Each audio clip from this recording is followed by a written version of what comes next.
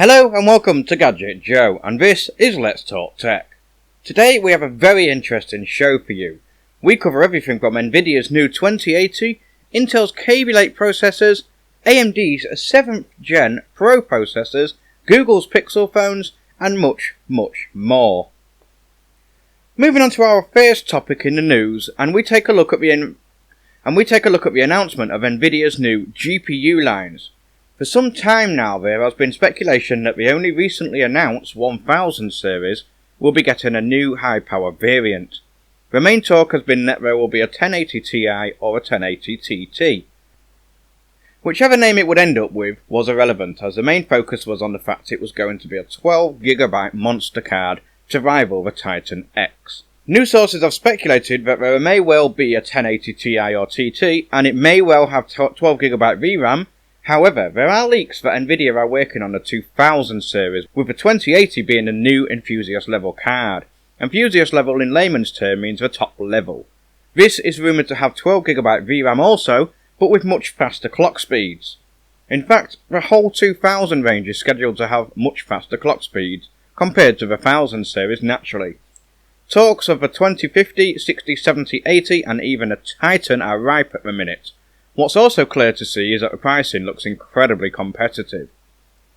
Of course, this is all rumours, speculations and hearsay, so the truth of this is questionable, and the end products could completely differ, and until Nvidia officially announce them, we just have to cling on to the hope that they are right. This announcement is causing major controversy amongst the hobbyists and enthusiasts, purely because of the rate that GPUs are being announced.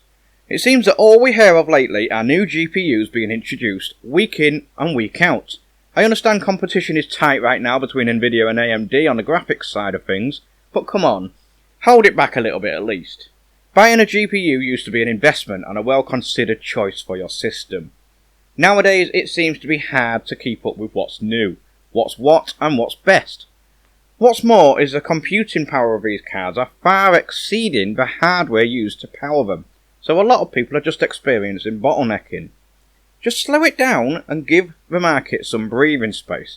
Allow people to enjoy your latest cards for a decent length of time before shoving the next one in front of them days after they've just bought what they thought was the latest card.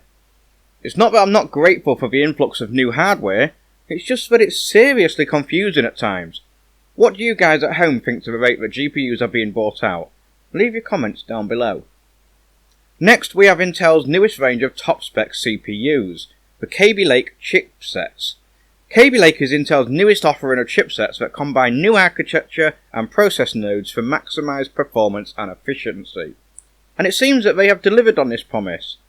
The new chips have delivered a noticeable improvement when it comes to CPU and graphical workloads. Tests have come to show across the boards that an average improvement of 7 to 15% over the previous Skylake chipsets. Not only that, but efficiency and power ratings have been reported to be significantly improved dependent on the task thrown at it. Whilst we mainly see these chipsets in action in laptops currently, it's only a matter of time before the title comes over to desktops. Now, moving on to some news from AMD's camp. Their recently announced 7th Gen CPUs are now available and primarily heavily focused on the A series, with an extra FX offering in there too. A series is AMD's APU range, which is an accelerated processing unit, which combines the traditional core units and an inbuilt GPU, all within a chipset. More commonly known as Bristol Ridge, the new official name is the Pro Series, and AMD have included several improvements over the previous, with an impressive 25% boost over previous models. They have added one new feature, which means they now have support for dual-channel 2400MHz DDR4 RAM, which will bring the support for the chipsets right in line with Intel's latest offerings. Now we move on to the latest offering from Google, and that is of course the Google Pixel phone, that was recently announced and is certainly a controversial device to say the least. The phone itself is a stunning one at that, with sleek lines and glossy metal and glass casing. It looks very nice. The specs too are there to back it up with the latest super speedy Snapdragon 821, 2.4GHz quad-core processor, 4GB of RAM, 32GB or 128GB memory, USB-C with fast charging, a 12MP and 8MP set of cameras, and a 5-inch 1080p display. They also announced the Pixel XL, which is a bigger version of the smaller Pixel, with a 5.5-inch Quad HD display. The specs of the phone are not a controversial point of the phone at all. The specs are certainly nothing to grumble at. The issue is with the design and pricing. The phone of course looks incredibly similar to the iPhone 7, with the camera location, shape and design and the iPhone-esque antenna bars on the top and bottom of the phone. But then in my opinion I think it's incredibly difficult to create a phone nowadays that doesn't look like another phone produced. There are just no radical designs anymore. All phones look similar, with a big screen on front and camera on back with curved edges. Long gone is the era of twisty, flippy, slide up, slide out, full keyboard phones, so I think the fact it looks like the iPhone 7 is a minor detail. And it's something that will only bother a few people in reality. However, with that said, it's a slight hint of shots taken towards Apple in the adverts for a Pixel that has got people's backs up. The obvious mention of a headphone jack. So many companies now, and not just Google by any means at all, are talking about the 3.5mm jack that has been on devices as standard for many years, as if it's a premium feature and an advantage now. The names of the colours available are a slight dig at Apple, but in fairness I actually quite like the name. They have the very silver, quite black and really blue. Whilst they are amusing, they certainly are a slight knock at Apple's traditional naming style. But then who really cares? As far as the imitation properties of a device, yes, they do take shots at Apple. Yes, they have taken inspiration from them. And yes, there will most likely be a lawsuit from Apple, who seem to have a second career from suing companies that even resemble them. But in reality, it doesn't harm anyone. Imitation is the sincerest form of flattery, of course. I like the device myself, and I don't think any of the previously said issues will actually be an issue at all. The one thing that will be an issue, however, is the pricing. There is no doubt that Google's first official phone is going to be premium, and in turn carry a premium price tag. But you're talking £600 to £700 for the Pixel and $720 plus for the XL. It's certainly something that will be enough to put a lot of potential customers off buying the Pixel as their next phone. The pricing will of course naturally decrease over time, but for now it is what it is.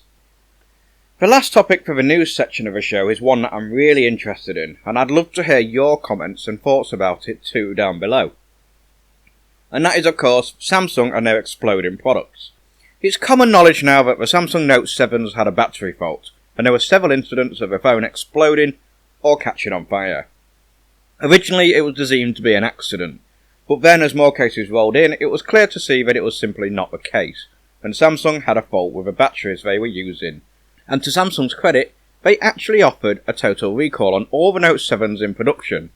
Then they started the multi-million-dollar rollout of the replacement devices, of which had the supposed battery fault rectified. This was by no means an easy feat and took many months and is still in the process stages. Despite making good progress in the exchanges, only a few days ago there was more bad news for Samsung, when one of the newly rectified devices with a different battery and updated components set on fire whilst on an aeroplane.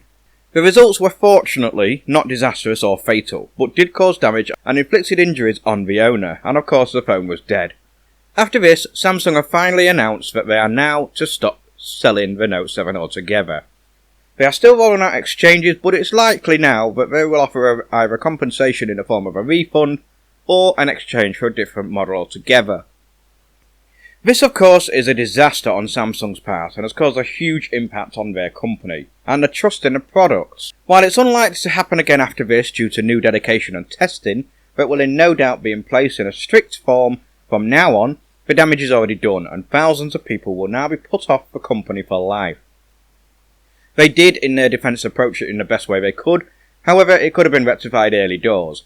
Not only that, but recently there's been a new recall on a model of washing machines that have also, yes, you guessed it, caught fire. I'm not sure what Samsung must be going through right now, or thinking, but I for one hope they can pull through this and get their reputation back. Here's to hoping it was just a blip and we'll never hear of this issue. Not just for Samsung's sake, but for the lives of their customers too. Right, with the news over, I now turn to something we discussed in the first show, and that is of course the contest. I explained how I want you to show off your rigs and setups, and I want to feature them on the channel. Not only that, I would implement a voting system to pick a winner, and the final winner will receive a prize I am currently working on to compile and will update you in the near future, of course. I received a large amount of images and entries recently, and I'm keeping the entries coming in because I'm going to keep repeating this contest throughout the life of the show, hopefully improving the prizes each time to maybe even approaching some sponsors. I'm going to quickly recap now how it works. You send the entries to me via this email address here, on my Twitter here, or on our Facebook page. All the links are in the description below. Once you have sent the entries, which need to be photos with an attached spec list, you are automatically entered into the contest. On the show, I will showcase 15 of these entries alongside a number. Make sure you remember the number of the setup you like most, and then in the comments down below, you can vote for which number you want to see go through to the next round. You can then share it around as much as you like to get more votes, and in 2 weeks' time, I will stop the voting and take the two with the most votes, and they will win the first round. I will do the same process for 3 shows, with 15 new entries each time. Once these 3 shows have been completed, I will take the 6 winners from the first round and then feature those on the following show. Then, much like the process before, you can vote for which one you would like to see win it overall. Voting will be on for 2 weeks, then on the 5th show, I will announce the winner and their prize and get in touch with them as soon as possible for their feedback. It's as simple as that. What's more is once this competition has finished, I will, like I mentioned earlier, be repeating it all over again to give as many people with a chance to enter as possible. So, with that said, let's get started on the first 15 for round 1.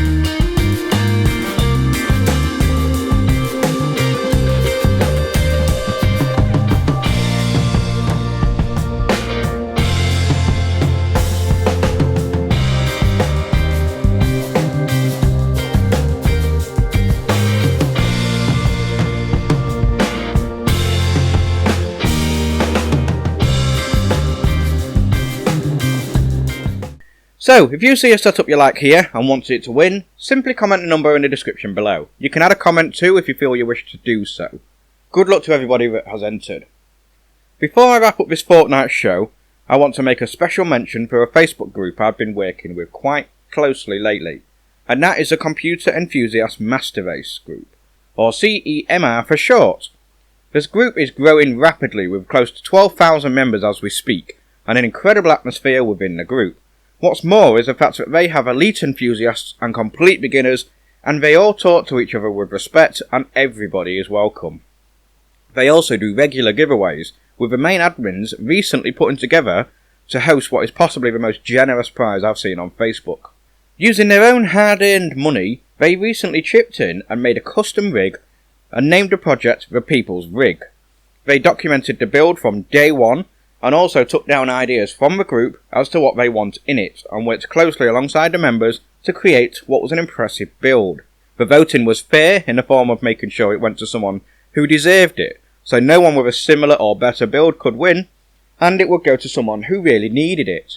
I'm actually doing a little collaboration with one of the main admins, Alvis of Alvis Tech Group, very soon, so be sure to check that out. I'll post a link in the description for the CMR Facebook page and also to Alvis's channel. Well, that's pretty much all from me for this week. I hope you enjoyed the show, and good luck to those who have entered, and don't forget to leave your vote and share. Leave a thumbs up if you liked the show, and leave a thumbs down if you didn't, and if you haven't already done, hit subscribe for more, and if you already have subscribed, thank you, and until next time, goodbye!